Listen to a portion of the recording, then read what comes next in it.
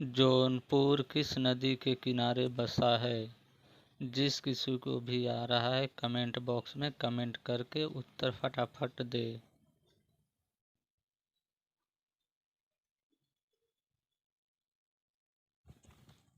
दोस्तों, इनमें वह सभी प्रश्न है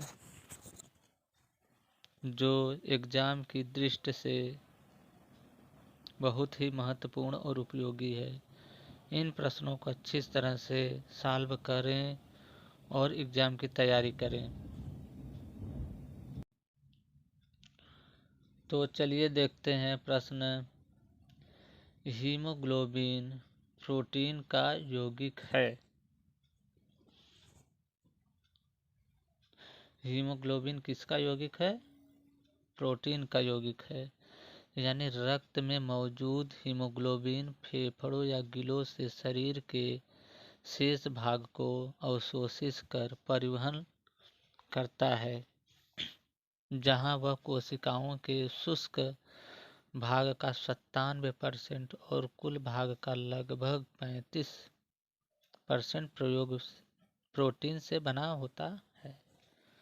अगला प्रश्न देखिए।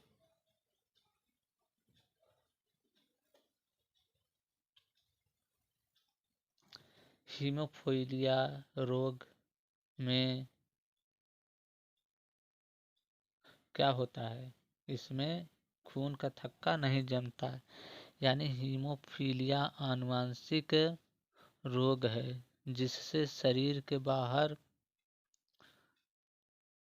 बहता हुआ रक्त जमता नहीं है, जिसके कारण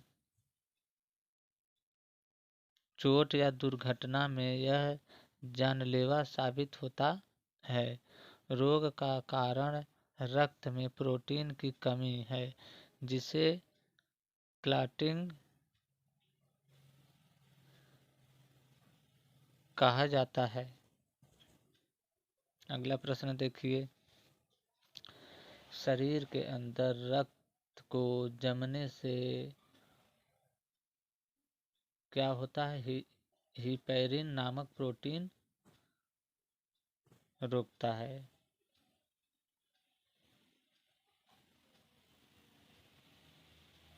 अगला प्रश्न देखिए। हिपैरिन नामक प्रोटीन का उत्पादन कहाँ होता है? यह किसके द्वारा होता है? यकृत के द्वारा होता है। अगला प्रश्न देखिए। रक्त का अध्ययन क्या कहलाता है? हेमाटोलॉजी कहलाता है। अगला प्रश्न।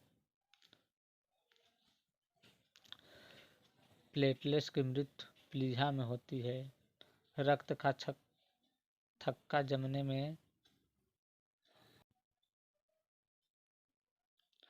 प्लेटलेट्स की मृत्यु प्लीहा में होती है। रक्त का थक्का जमने में कौन सा विटामिन सहायक है? विटामिन के सहायक है। यानी विटामिन के वसा में घुलनशील अत्यंत आवश्यक विटामिन है। इसका रासायनिक नाम काटोनडाउन या फाइलोक्विनोन है। विटामिन के हमारे शरीर में ब्लड क्लॉटिंग फैक्टर की तरह कार्य करता है। अगला प्रश्न देखिए। रुधिर का तरल भाग क्या कहलाता है? प्लीहा। रक्त का 55% भाग क्या है? प्लाज्मा है। यानी रक्त के द्रव भाग 55% को प्रद्रव्य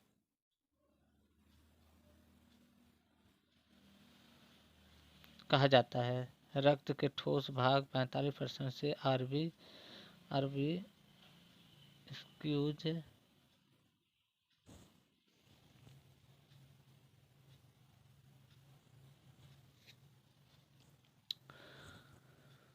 रुधिर का तरल भाग क्या कहलाता है? प्लाज्मा कहलाता है। अगला प्रश्न देखिए।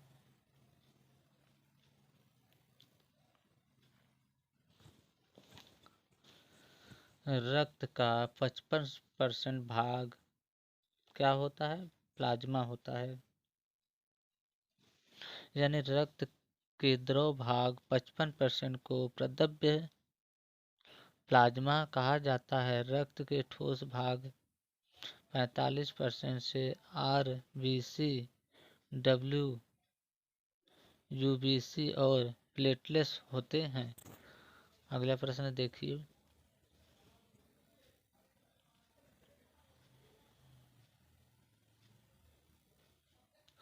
पदार्थ की चतुर्थ अवस्था है प्लाज्मा। पदार्थ की चतुर्थ अवस्था है प्लाज्मा। रक्त में पाई जाने वाली धातु है, कौन सी धातु है? रक्त में क्या पाया जाता है?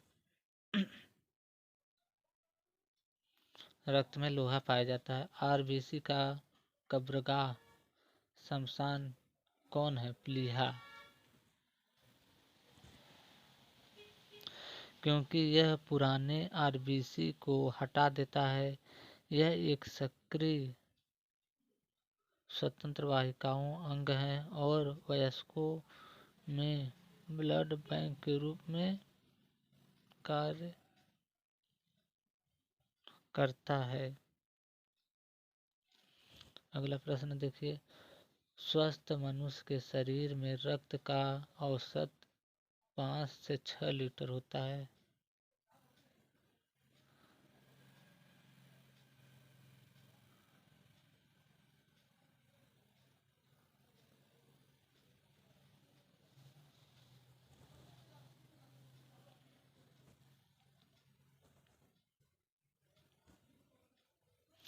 रक्त समूह की खोज लैंडस्टीनर ने की थी।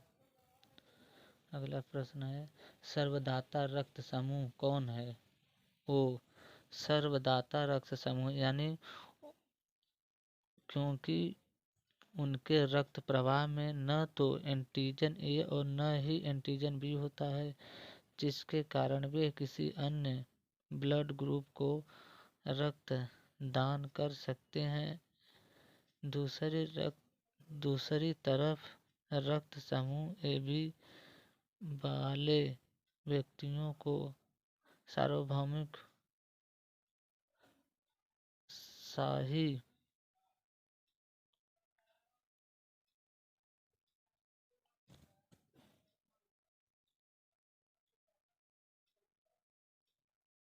सार्वभौमिक ग्राही कहा जाता है, क्योंकि वे किसी अन्य प्रकार से रक्त प्राप्त कर सकते हैं।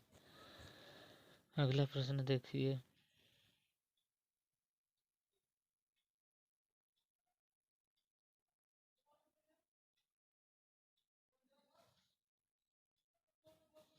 सर्वग्राही रक्त समूह ए बी कौन है? ए बी सर्वग्राही जो सब दे सकता है रक्त समूह कौन सा है?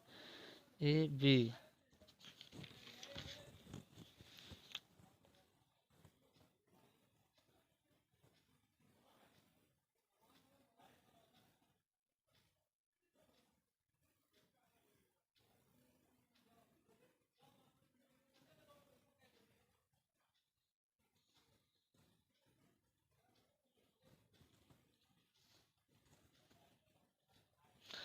ए आर एच फैक्टर रक्त से संबंधित है। ए आर फैक्टर किससे संबंधित है? तो ए आर फैक्टर रक्त से संबंधित है। आर एच फैक्टर के खोजकर्ता कौन है? लैंड स्टीनर या वीनर है। यानी आर एच फैक्टर के खोजकर्ता लैंडस्टीनर ने वर्ष 1940 में की थी। आर एच फैक्टर को जिसमें फैक्टर भी कहा जाता है। अगला प्रश्न देखिए। रक्तचाप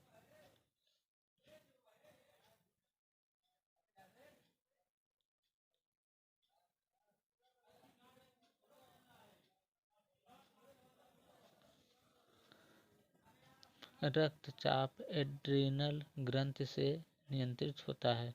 रक्तचाप एड्रीनल किस ग्रंथि से नियंत्रित होता है? हाँ। रक्तचाप एड्रीनल होता है, यानी किस ग्रंथि से नियंत्रित होता है, तो एड्रिनल चाप।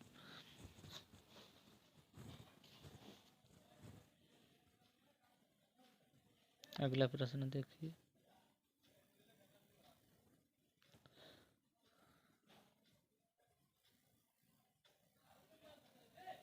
रक्त को वृक्क यानी किडनी रक्त को क्या करता है, शुद्ध करता है।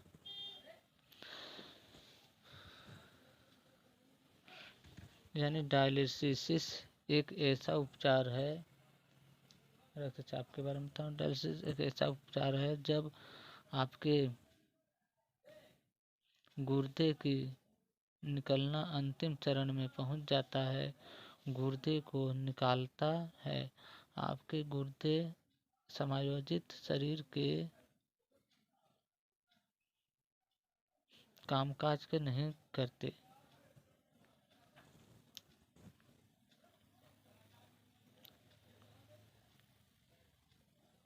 अगला प्रश्न देखिए, रक्त के शुद्धिकरण की प्रक्रिया क्या है, डायलिसिस है।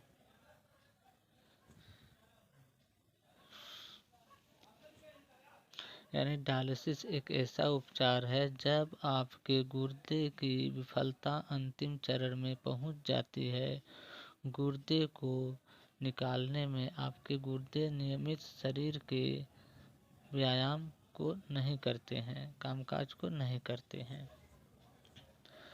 दोस्तों, हम उम्मीद करते हैं कि इससे आप बहुत कुछ सीखे होंगे। हम बस इसके बदले इतना चाहते हैं कि आप इस